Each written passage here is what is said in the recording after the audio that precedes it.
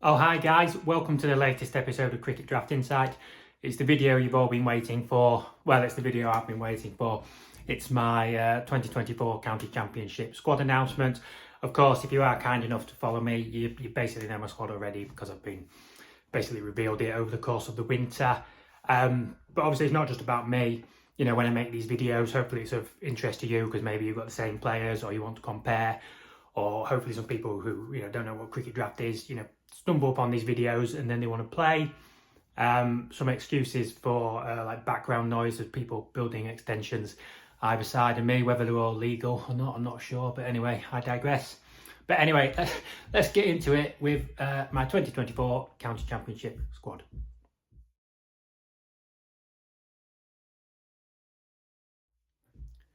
First up is Miles Hammond.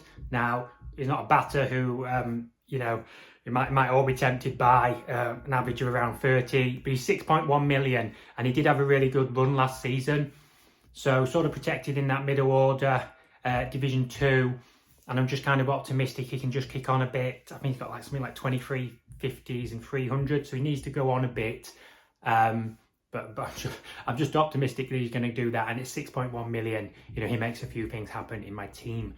So Miles Hammond is the first batter in my squad.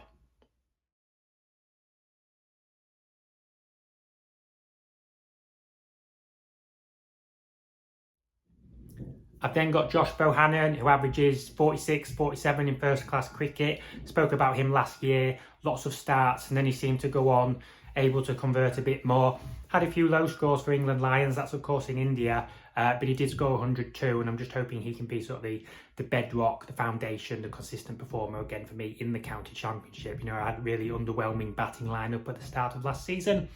And yeah, really hoping he can just provide me with a baseline of points on the batting front. 7.7 million, I think.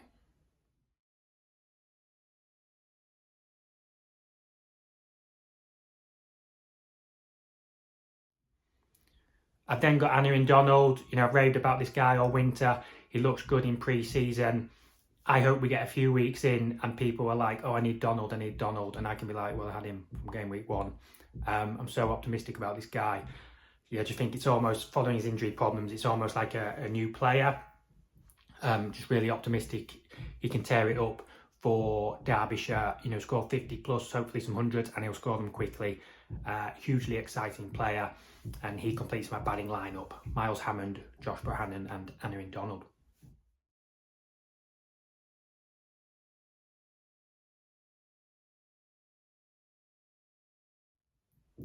Into the all-rounders, so I'm sticking with Kieran Carlson. I watched him back the other day, scored some runs. Mason Crane did take some wickets, so we'll see how it goes on the bowling. But as I've said before, and as I come to my other all-rounder, look, I'm going with my favourites. I think they're good players. I think they can contribute. You can definitely make a case I could swap him out for a bit more of a pace bowler. But I'm picking the players that I like, that I enjoy watching, that I've enjoyed following for a few years. And as I said before, he's not going to frustrate me as much. Like if I leave him out and he scores 100 week 1, I'm going to get really annoyed. So Kieran Carlson of Glamorgan as an all-rounder, 7.1 million is in there.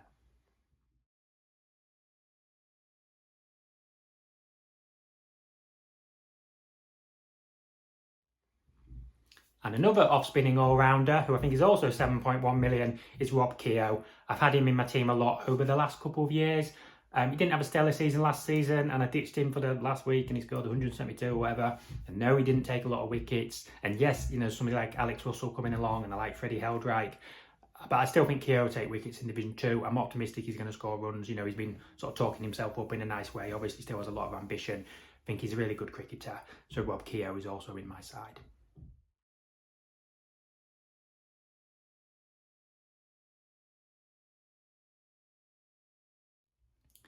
And then, of course, we've got Mr. Dependable, Mr. Reliable, Ryan Higgins. 8 half centuries and a century last season, up to around 30 wickets. I think he averages about 33 with a bat, 24 with a ball. We're in Division 2. He's made some good contributions in the warm-up games. He himself scores quite quickly nowadays. Ryan Higgins, he'll be captain. He's my most selected, most points scored player ever. And Ryan Higgins will lead the way for me, and I know that he's very popular with a lot of you.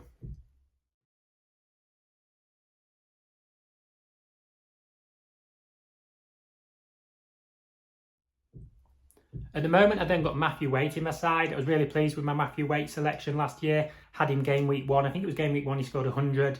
You know, he scored some really punchy runs at times. Took some wickets too.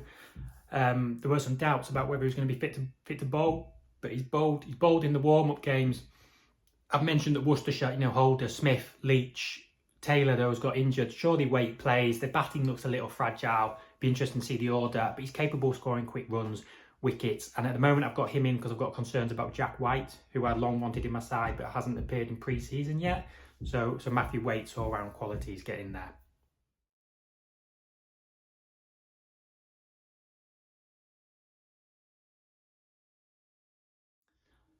My wicket keeper is Tom Moores, so another one who, you know, might not cry out to people.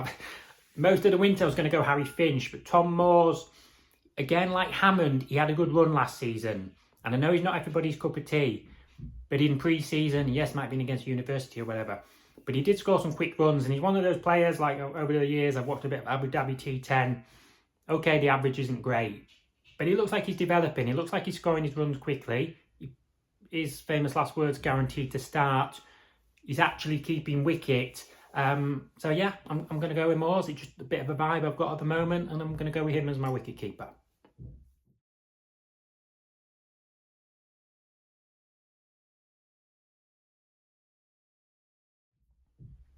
On the bowling front, I'll start with Yorkshire's Ben Code. Somebody mentioned Matthew Milnes. I was very keen on him myself. I've said lots of competition, lots of quality amongst Yorkshire, and maybe Code will get rotated at one point in these first 7 weeks.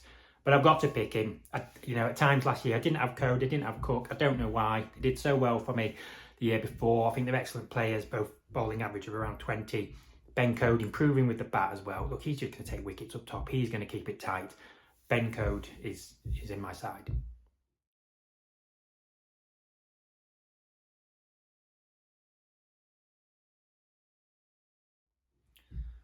As is Essex's Sam Cook, who I just mentioned, who's now vice-captain. You know, stellar figures, extremely reliable, alongside obviously Jamie Porter, who's excellent for Essex. So Code and Cook is up at about 8.3 million. Sorry, I haven't really mentioned all the prices, have I? But Cook, yeah, 8.3 million is expensive, but, you know, Mr. Consistency there with the ball, you know, nice and tight, economy, regular wicket threat. And yeah, part of what I think is a strong bowling attack.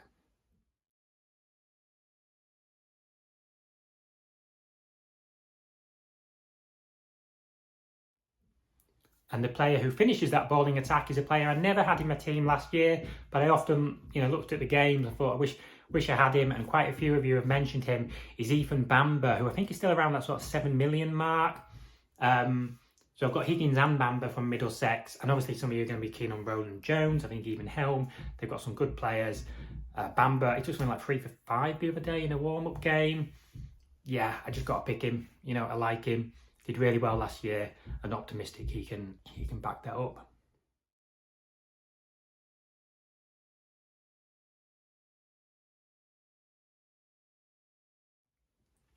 So that's my team as it stands.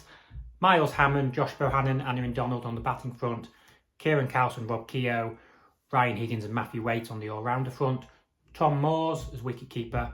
Ben Code, Sam Cook and Ethan Bamber in the bowling attack.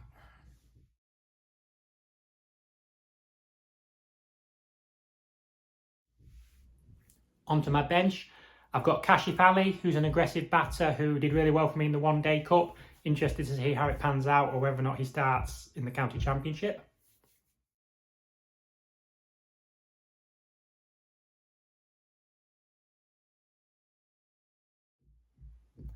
I then have Tom Scriven in the all-rounder role. It's the way I tend to do it, is have one sub in each position just to cover myself.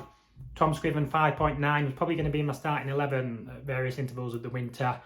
But he's on my bench, wicket-to-wicket bowler. Should start, great progress last year, and more to come with the bat.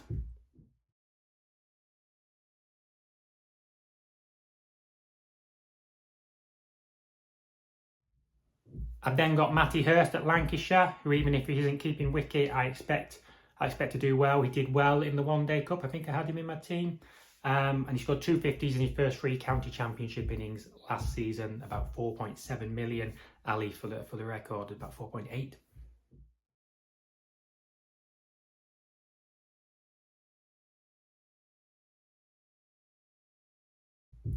And then on the bowling front, my substitute bowler, it's Sean Hunt, nearly forgot who it was, left armour, finished last season well for Sussex, done well in pre-season. Yes, they've got a lot of bowling options, but he deserves to start.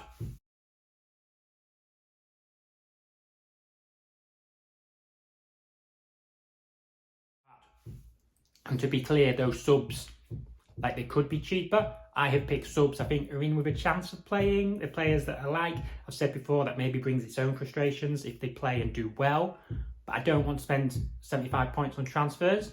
So some of these guys I think will play, and then if we get to the next week and there's an injury, bit of rotation, an unexpected absence, I think there's value in not just picking super cheap subs who aren't going to play, because I don't want to spend any points on transfers.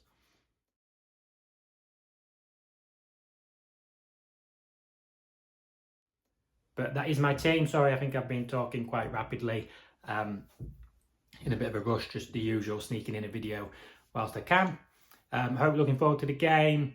Obviously the app's been launched, and I hope you're able to get your team submitted. I think if I've understood correctly, I don't know if it's quite right for week 1. I think it is, but I think as long as you've submitted a team and saved a team, going forward, I don't think you can score 0 points. Like previously I mentioned that people maybe only had 12, 13 players, they got 0 points, and I think Cricket Draft have applied something where, even if you forgot to go back to your team, or you got cut off at 11 AM, it would revert to your saved team, which obviously would likely only be 2 or 3 players different.